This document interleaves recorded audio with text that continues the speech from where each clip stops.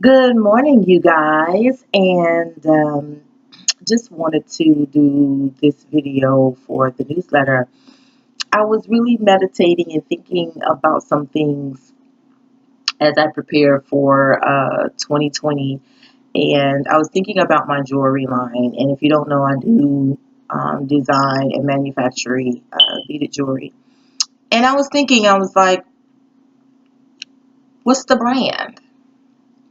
I've been thinking a lot about, what people have said to me in recent times and, over the years. And I realized that the brand is what I always said it was. But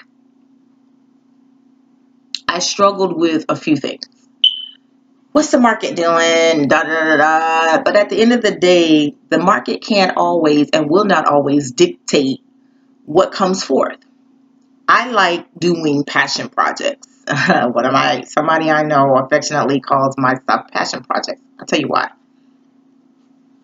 This bracelet here is all hand beaded. It's 2 steps and it takes me 8 hours, but I love it. The quality is there. These two bracelets both took me 3.5, maybe 4 hours. I could probably do it in 3. But one of the things I don't want to do is rush it, because when you rush it, you make mistakes and you have to start over.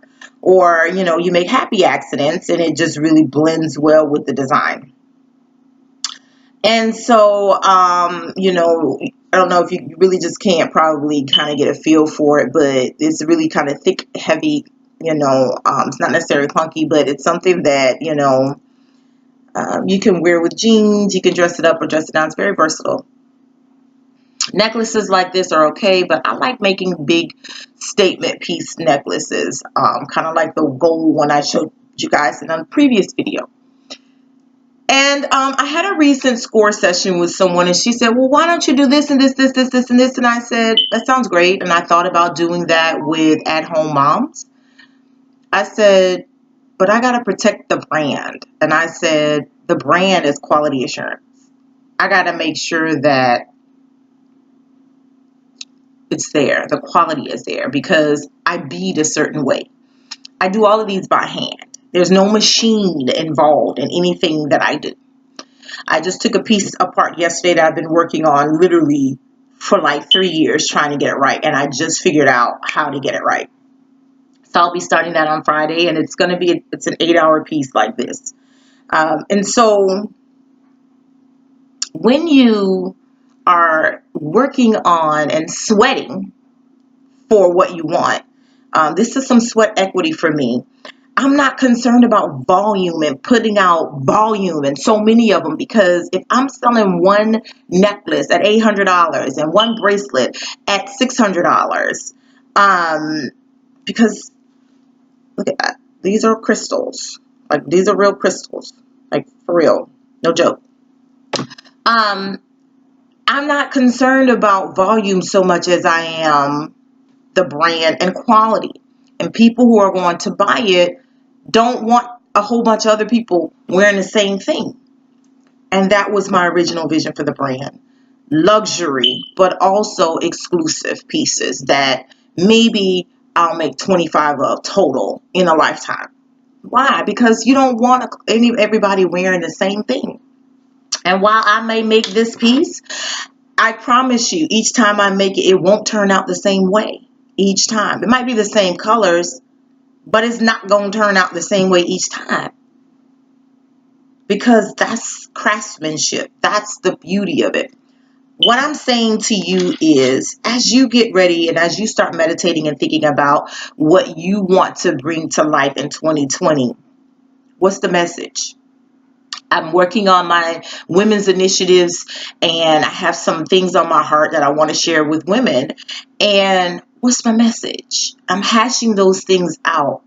I'm not concerned with what everybody else is doing, because everybody else is doing the simple bead, stackable bracelets and all that kind of stuff. That's what the market is doing. But that's not my brand and not my business.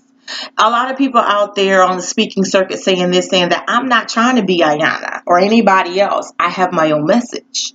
What are you putting out? What does your brand dictate? If you're into health and fitness and that's your business, what's your message? Who's your audience? If you have a nonprofit, who's your audience? What's your message to them?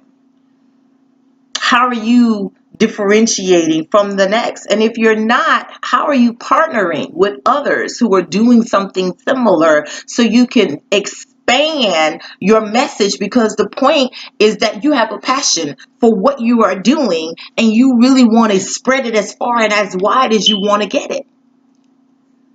Launch your nets, cast them all out, and see what kind of harvest you draw back in. But where you're fishing from might not be where you need to be fishing. You got to remember who you're trying to draw, who you're attracting. Trust me, you'll love where you land when you do. Happy 2020.